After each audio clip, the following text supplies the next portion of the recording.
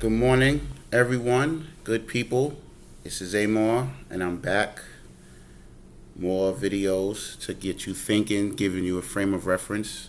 Thank you for stopping by. Thank you for tuning in, giving me your attention. As usual, you know I appreciate it very, very much. Because this isn't just for me. So I'm doing this for a lot of reasons. All sincere, all genuine. So thanks again. Thank everybody for the comments, the people texting me and emailing me about the videos. I appreciate the support, and also for the suggestions of what I should do. Actually, this video was a suggestion, so I'm going to do my best, to present it and give it as best as I can in a format where it's understandable and fully received. So in a way in which you could watch the whole thing and still take it in and somewhat not be non-stimulated. With that, this is part 3 to why the news is orchestrated and staged, etc. And this part 3 is going to focus in on these stupid sit-ins for gun control. Desperate attempt. This is what happens when you try to push something and it's not working on people. This is a clear example. See, the time we living in, as dark as it seems, is exciting. The goal is to see the opportunity in all this chaos. That's where the happiness comes in. So before I start the video, I just want to say that in order to really understand the news that you watch and understand the events that's happening, especially today. Today is Friday, the 24th, and it's an ironic day because the British have decided and to pull out of the European Union, in a sense, take back their country. So this is an exciting time because if you live in America, you have to look at the irony of this. This video is not about the European Union, but I just wanted to say this as a preface and tie it into what the video is actually about. It's ironic that those of us that's here in America, a country that supposedly got their freedom from the English, from England, and we're witnessing a day in which supposedly the same individuals are taking their country back. That's ironic. You have to really look at the times that we're living in when this happens. And this is also a signal of what's coming. A lot of people don't believe me with this crash. It's coming, it's here. But instead of being a doomsday prophesizer, I suggest everybody start looking into economic ways to capitalize off this right now. Because wealthy people, a lot of wealthy people throughout history have become wealthy through chaos, through situations like this. So it's time as we move towards, because we're not in Aquarius yet, as we move towards Aquarius, everything is being democratized. And that means that the days of leaders and the days of following are done. The illusions are going to be finished. And you have to be a leader. I have to be a leader individually, which means that everything is going to be democratized. Everything we use and we see are created in order to put the power in the hands of the people.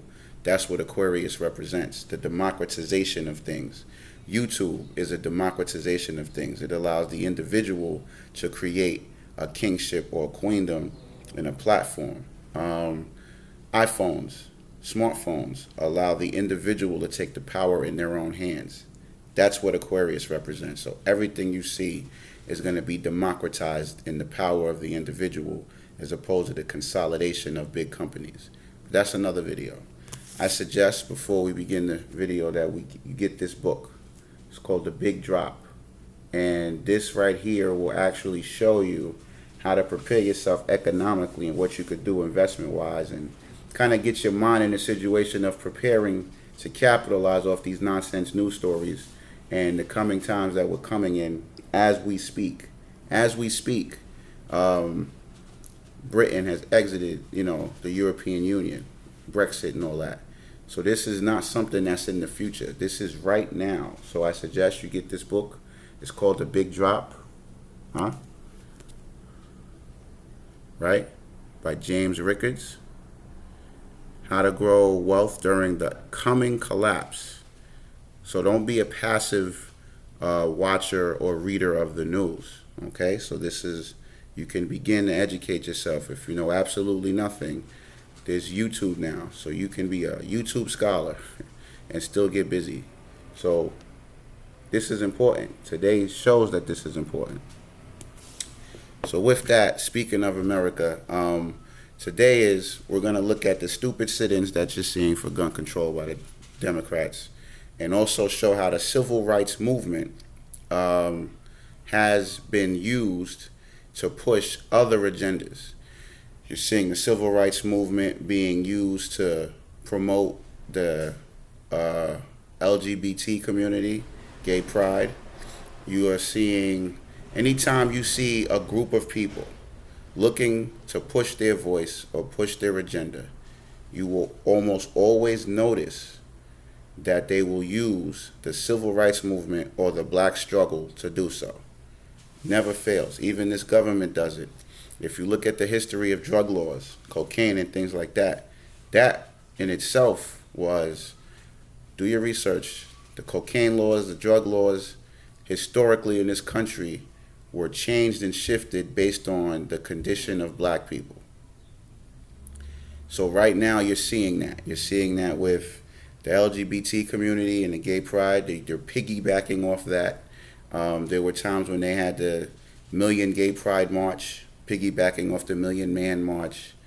And now you're seeing it with gun control. The staged Orlando shooting didn't work. The alleged supposed sacrifice, not sure if it's the case, we'll say alleged, of the young lady before the Orlando shooting. All of these things coincidentally happening, all to get you into mass hysteria. But that's why I say if you step back and give it a week or two instead of reacting, you'll start to see the nonsense of these stories. So today we're going to just go over how to decode what's going on with the gun sit-in. I am going to do another video on this European Union thing because this is crucial. So in order for me to start, I have to say that you have to trace back. When you're looking at anything in this country in terms of value and information and research, you have to treat it in cycles and blocks. No matter what it is you're studying, for the most part, you have to treat America in kind of like 50-year cycles or more in order to evaluate the current time that you're living in. So even someone in 2040, right, they should look at least 50 years prior to give a context to what's going on. Because everything we see now is an upgraded version, a regurgitated version of something that happened before. So to understand the news that we're seeing now, you got to go back to the 60s. Why the 60s?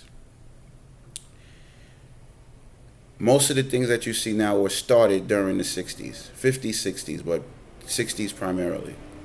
60s was the decade of assassinations, right? Malcolm X, Martin Luther King, John F. Kennedy, Robert Kennedy, and a few people in between. But those are the major figures, those four. So in order to look at the changes that's happening right now, you have to go back to the origin of it. Once you understand that, then whatever you see now will be easy to look at, and you can see it for what it's for. The assassinations of those four men created a psychological attachment to fear, which means that seeing those individuals who all stood to some degree for a certain freedom in certain ways, some agreeable, some disagreeable, represented in the minds of the people watching these assassinations play out on television and constantly promoted a fear of people speaking out. So whoever lived at the time and I was old enough to recognize and process those assassinations carried that fear with them, because they've now psychologically associated these assassinations with people that fought for freedom. Now, how does this carry down to today? These individuals get older. They encounter new generations, and they have children and they have families. So what happens is they carry on the signs of their time. Just like us now, we're going to carry on what we know when we were young or whatever age we were to our children and the people that's younger than us. So that's when fear and speaking out on a national scale, regardless of race, was put together. That carries down to your children, And that carries down to a society over generations that think the same. And anyone that breaks out of that same way of thinking is crazy, conspiracy theorists, or loony, right? And I'm going to do a video on the history of conspiracy theory, because that's a weaponized term. But that's another thing. So to fast forward to 2016, I want you to also look at this book. Because see, when you give references, well, I'm not going to say that. Just look at this book. This nonviolent stuff will get you killed, right? How guns made the civil rights movement possible. This is why your push to get rid of guns is being so accelerated right now. Because as long as a people in any government in any region has the ability to defend themselves and the ability to back their voice up with some form of protection, any individuals that are in opposition to the people having individual power because they want to control people and they want to make more profits off of your labor, it's going to be a push for you to get rid of the protection that you need in order for you to function. So I want you to get a good look at this book, right? This nonviolent stuff will get you killed. How Guns Made the Civil Rights Movement Possible by Charles E. Cobb Jr. Okay? This book is crucial. Now, there's like 5 other books that you can get, but I'm going to use this one for now. If I do another breakdown of this subject, then I'll bring the other references. But this one is an excellent book. Excellent book. Okay? We're going to refer to this book during the video. So that's very important. That's just a basic human principle. Things that are created and into existence need protection. As human beings, we're not just organs going around being chaotic. We are an entity that has organs and has cells and has a structure, and that structure is protected by what? Skin, bones. That is what protects us first. Okay? First protector obviously is your mother. Not going to get too out there with it because you are in the womb. That's the first protector. And then when you have actually formed and you come out on your own, you have your skin and your bones. So everything in life needs protection. No matter how spiritual, no matter how kind you are, you have to be able to protect yourself, your family, your ideas, or anything that's created. That is why Shaolin monks do martial arts. Because they understand that if you're going to be in favor of God and push God's message or push the message of a higher being, whatever your belief is, you still have to protect yourself in order for you to continue in case people come and don't like the message.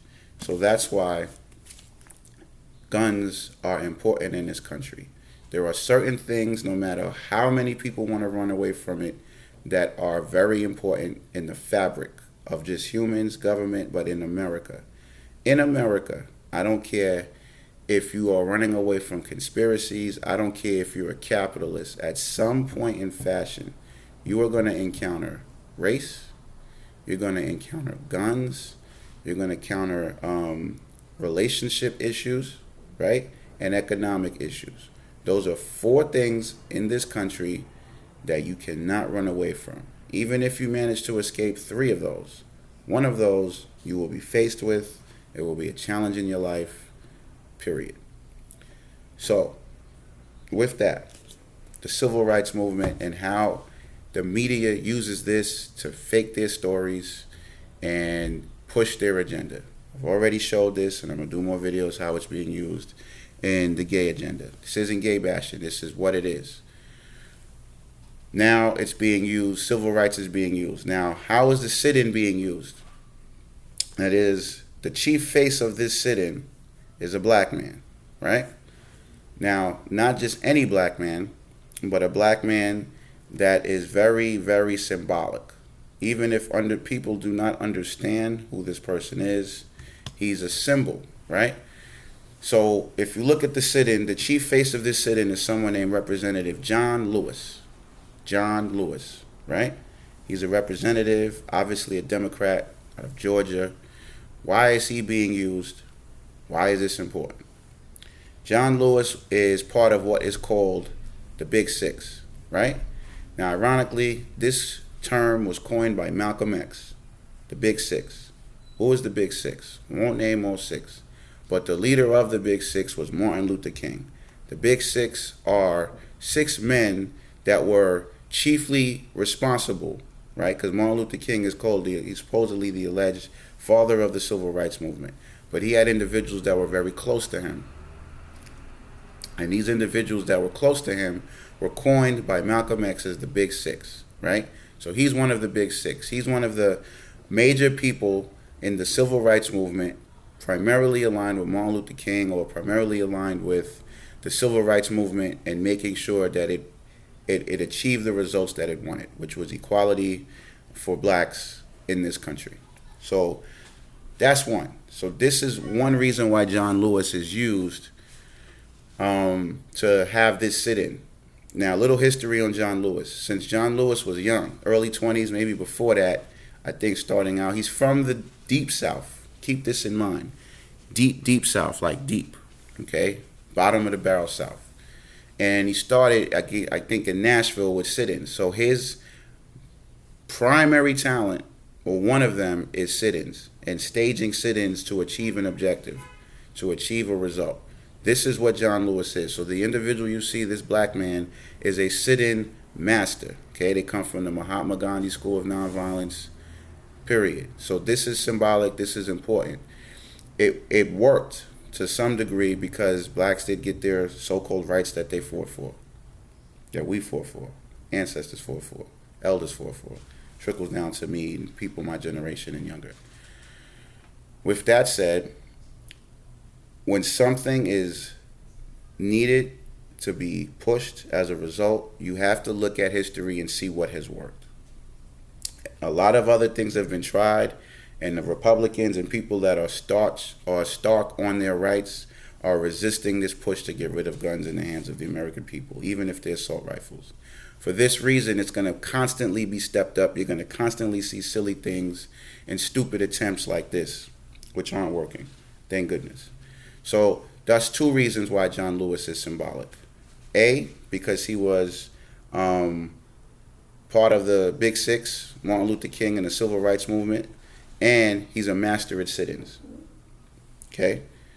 That's 2.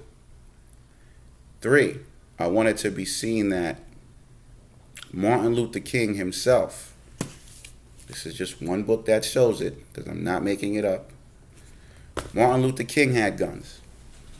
So how is it that the father of the nonviolent movement had guns? And not only did he have guns, he advocated for guns. And I'm going to show you this so you could look up your own sources.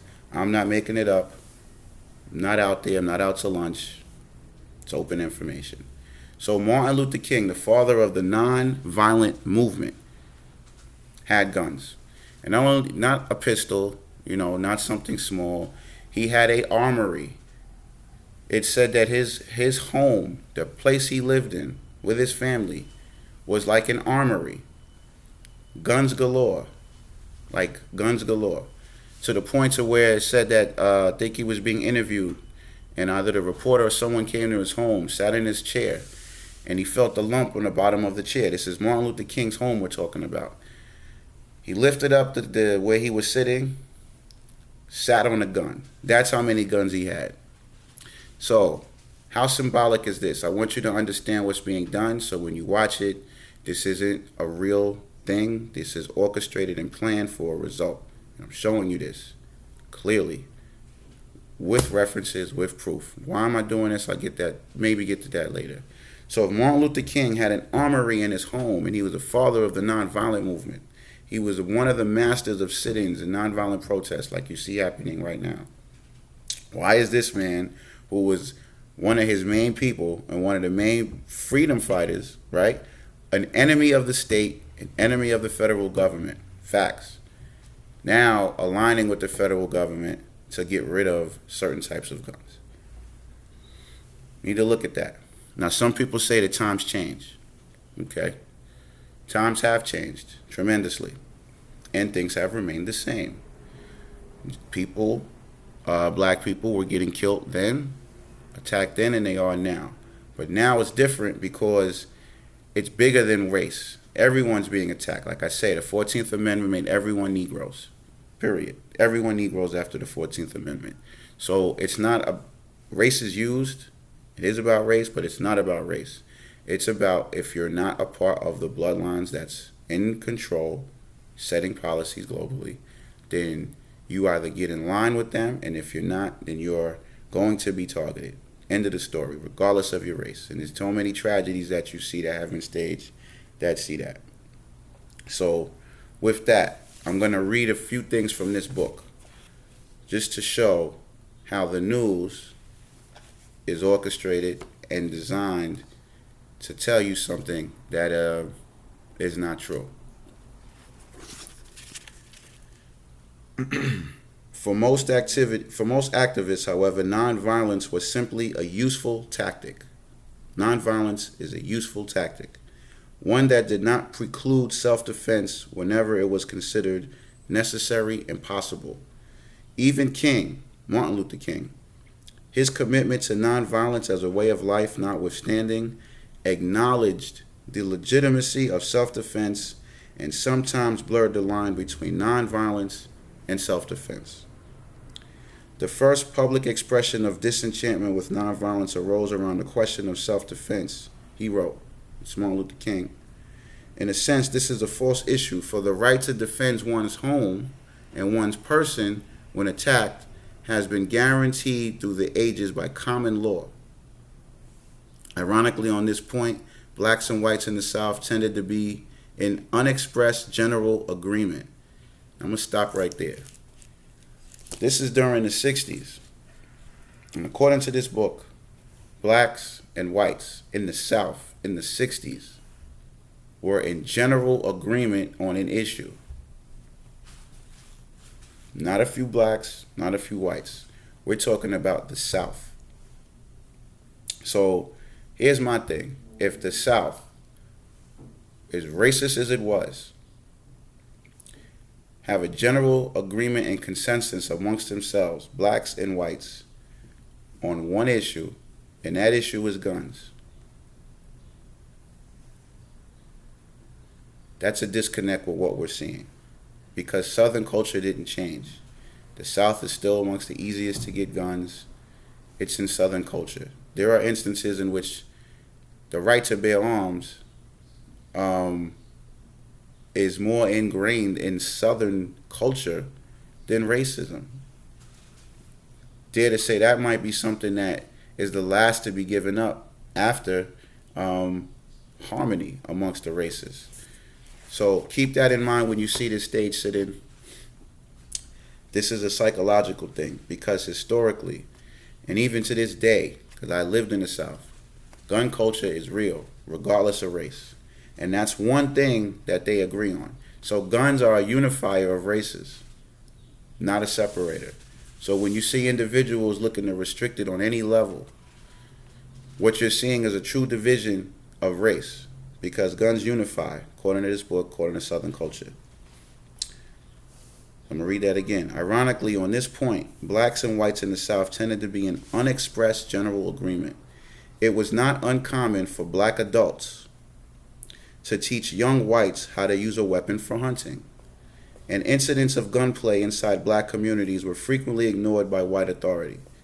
Although many whites were uncomfortable with the idea of blacks owning guns, especially in the 1960s, the South's powerful gun culture and weak gun control laws enabled black people to acquire and keep weapons and ammunition with relative ease.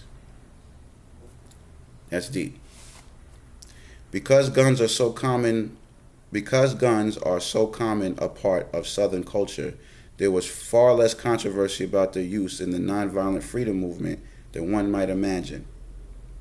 Indeed, the characterizations that have so often pigeonholed movement, activists, and activity, militant, nonviolent, radical, left-wing, moderate, really only apply to a thin layer of leadership.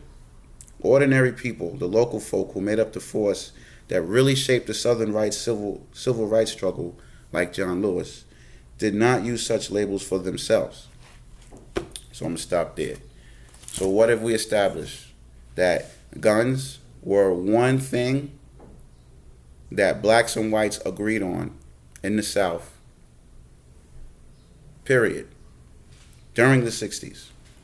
So when you see John Lewis, a person who grew up in this atmosphere, in the racist South, in the 60s, extreme gun culture, aligning with Democrats to sit in on the House to get this gun restrictions passed, is a psychological mind manipulation. It is used to show that this is something that's a national issue. This is something that's for the people. No, it's not. It's his mind control. I don't even like using those words because they've been used so much. So understand what's going on. Once you get into the habit of seeing things clearly, these things will be easy for you. You'll be able to see right through it instantly. So that's important. So I wanted to make that known. So this civil rights movement now is being used for, we've established two agendas. The gay community is using it, has used it. That's why you hear gay is the new black. It's not. But the civil rights movement has had a lot of success on some levels. And wherever you see black people fight for freedom, I promise you, the next in line are other groups. This is historical. It's happened with drug laws, have been shifted because of black people. The privileges that we have, driver's licenses, marriage certificates, and things like that, all came about because slaves were the only ones that had to have these type of paperwork in order to have these kind of rights. So that also is because of black people. The right to vote started originally black people, others fell in line. Facts. So when you see anybody like this, you see civil rights, you see the civil rights language, you see the symbols of civil rights, and you see the people of civil rights, whenever it's aligned with other rights outside of black rights, telling you it's used to play on your psychology, it's used to play on your emotions. Understand that. Once you understand that, put the facts to it, put the patterns to it, and put the symbols to it, you will start to see that these news stories are pre-planned, pre-packaged, orchestrated. And when I do part 4, I'm going to prove even more legally how these things are orchestrated and staged legally. So with that, I thank you for your time and attention. I could have went further. Again, good book. Good 2 books, because you don't want to just complain about stuff. You want to actually solve problems. Economic solution, psychological solution. Once you understand those 2 things, you start to see the news for what they're worth. You start to be able to decode things properly, and you start to incorporate it in your life. Because these stories are teachers if you look carefully. They can improve your life if you know how to look at it. Movies, news, media, even though most of this stuff is staged and orchestrated, once you start to break it down and see it for what it is, you'll actually be able to apply this to your life. Because then the people in your life that don't have your best interests, you will easily be able to sift that out. Whether you have a family, you'll be able to communicate better because you'll be able to get to the point, you'll be able to solve problems, and you'll be able to focus on issues that are important to you versus issues that are trivial. And that's important. So, actually, you know what? I will read one more because this is key. So now when you see John Lewis and you see the sit-ins, you have to ask yourself, why is this individual who was an enemy of the state? Because that's what this country does, especially when it comes to anybody, really. It's not really a race thing. It is. I'm never going to say that in this country. It is. But on some levels, it's not. Because even if you're not black, if you speak out or do something contrary to individuals that really hold power, then you're in trouble. You know? So that's important.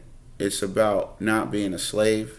It's about achieving your destiny, manifesting your dreams, and living a quality of life and pursuing happiness without it being restricted by artificial things. That's what it's about, period. So you have a right to make sure that happens. And that's the purpose. One purpose that I'm doing these videos is to help myself and you and others achieve that quality of life without being bombarded with artificial things. Okay, because there's enough natural things to be thrown in your path to deter you from that than to have to deal with artificial things. And one more thing with John Lewis. He was part of the SNCC, right? Just Google it. Not going to do your job for you. Google it.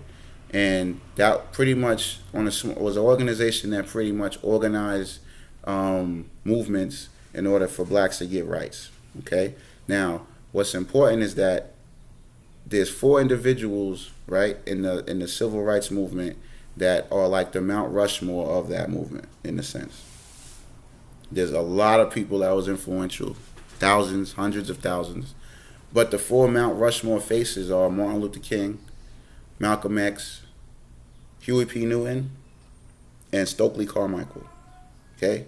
Those are 4 individuals that were very crucial in pushing civil rights. So whenever you see news stories now, make sure you are aware of those names and the people affiliated with them and the movements that they created have shown success. So other groups, other agendas are going to attach to those names and the movements that they created and participated in order to push the agenda, like LGBT and gun control, and you'll see a whole lot of others, trust me, because the blueprint has been set. But one of those names, Stokely Carmichael, is connected to John Lewis because they were heads of the same organization. Stokely Carmichael was the next leader of this organization after John Lewis. Now, I want you to see the difference. 2 people, same organization,